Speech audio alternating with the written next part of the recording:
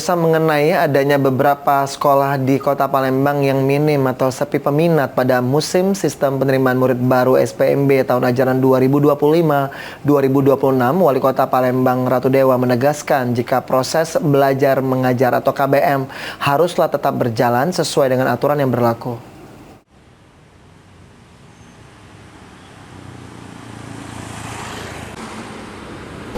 Mengenai adanya beberapa sekolah di Kota Palembang yang minim peminat pada musim sistem penerimaan murid baru SPMB tahun ajaran 2025-2026, Wali Kota Palembang Ratu Dewa mengatakan jika pemerintah Kota Palembang akan tetap mengikuti regulasi yang ada dan pihak Dinas Pendidikan sudah diminta untuk memastikan proses belajar mengajar tetap berjalan sesuai aturan berlaku di tahun ajaran baru.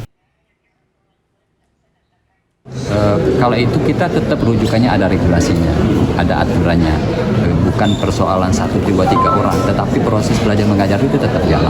Tetap jalan, ya, walaupun cuma iya. Selain itu, Ratu Dewa meminta pihak Dinas Pendidikan untuk melakukan evaluasi dan pemetaan agar guru dan sekolah di Palembang dapat sesuai dengan jumlah yang dibutuhkan, lantaran di beberapa sekolah lain juga ada yang kelebihan jumlah pendaftar. Sandi Pratama, PAL TV.